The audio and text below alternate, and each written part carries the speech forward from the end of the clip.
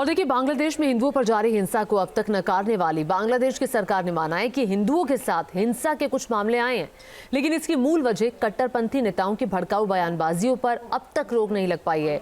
Made in India के boycott के बीच जबानी जंग काफी तेज हो गई है, जबकि पाकिस्तान मामलों के जानकार ये दावा कर रहे हैं कि इस हिंसा के पीछे ISI का हाथ है।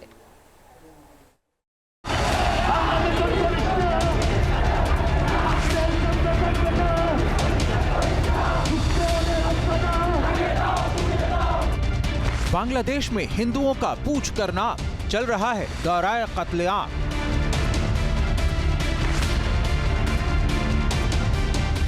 तस्वीरें चीख चीख कर यूनुस सरकार से इंसाफ मांगती रहीं और वो इसे मीडिया का झूठ बताते रहे।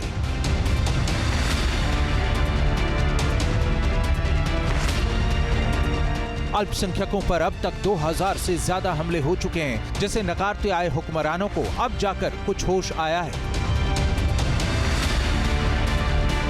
अब तक जारी इस अन्याय को झूठा साबित करने पर तुले हुक्मरानों ने अब जाकर हिंदुओं के खिलाफ हिंसा की बात कबूली है।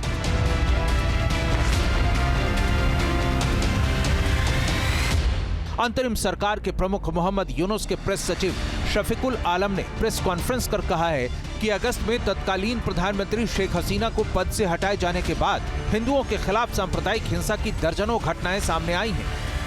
ভায়োলেন্স হয়েছে মাইনরিটিকে টার্গেট করে, তো সেই বিষয়ে আমরা একটা পুলিশের থেকে আমরা একটা প্রতিবেদন পেয়েছি।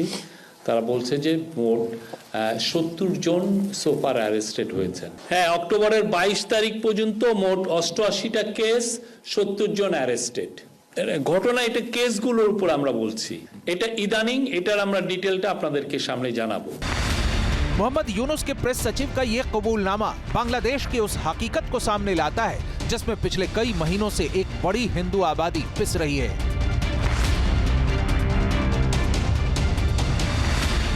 पिछले कई दिनों से बांग्लादेश अल्पसंख्यक हिंदुओं के लिए नरक जैसा बन गया है। नफरत की आग में झुलस रहे बांग्लादेश में हिंदुओं पर टारगेटेड अटैक हो रहे हैं। कट्टरपंथी खुलेआम हिंदुओं की हत्या और मारकाट देने वाले नारे लगा रहे हैं। रूपगंजे कोनो इस्कन मिस्कन नाम बिना ताहले किंतु सवाल है, बांग्लादेश में ये सांप्रदायिक उन्माद कौन भड़का रहा है? हिंदू और भारत विरोधी एजेंडा बांग्लादेश में कौन चला रहा है? बांग्लादेश में हिंदू और भारत विरोधी जमात की कारगुजारियों को कहां से चिंगारी दी जा रही है, वो तस्वीरें देखिए।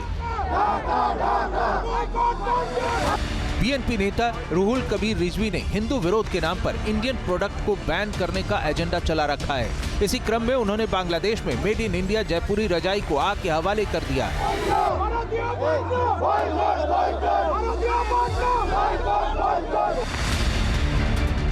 हिंदू विरोध के नाम पर ये इंडियन प्रोडक्ट को बैन करने की मांग कर अपने ही पैर पर कुल्हाड़ी मार रहे हैं। कुछ दिनों पहले ही इस BNP नेता ने अपनी पत्नी की भारतीय साड़ी जलाई थी, तब भी आग फूंकने के साथ ही नफरती नारेबाजी की गई थी।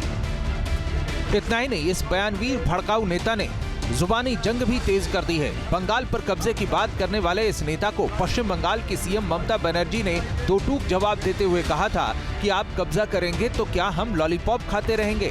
इसे लेकर जब BNP नेता धमकी की भाषा पर उतर आए तो BJP नेता ने पलटवार किया। বলছে যদি আসে বাংলাদেশ থেকে উড়িষ্যা বিহার এগুলো দখল করতে আমরা কি ললিপপ খাবো? তো আমিও বলে রাখি, আপনারা যদি চট্টগ্রামের দিকে তাকান দাবি করেন আমরা কি আমলকি মুখে চুষবো? অসাম্প্রদায়িক মানুষ মানবতাবাদী হয় এইটা আপনারা জানতাম, কিন্তু আপনাদের অত্যন্ত গভীরে যে কট্টর হিন্দুত্ববাদী লুকিয়ে থাকে সেটা দেখলাম যখন আপনি বললেন যে বাংলাদেশে জাতিসংঘের শান্তিরক্ষী পাঠানো দরকার। হাসি মারাতে 40টা রাফেল আছে, আরো বহু জায়গায় আছে, কাছাকাছি নামটা বললাম। মাত্র 2টো রাফেলকে যদি উড়িয়ে দেয় ভারত, প্যান্টে বাথরুম করে ফেলবে ওরা। BNP नेता रूहुल कबीर रिजवी जैसे कट्टरपंथी नेता जिस भाषा में बात कर रहे हैं, बताया जा रहा है कि इसमें पाकिस्तानी खुफिया एजेंसी ISI का हाथ है। अमेरिका में रहने वाले पाकिस्तानी मूल के व्यवसायी और पाकिस्तान मामलों के एक्सपर्ट साजिद तरार ने दावा किया है कि बांग्लादेश की सरकार भारत के दुश्मन पाकिस्तान से नजदीकियां बढ़ा रही है और हथियार खरीद रही है।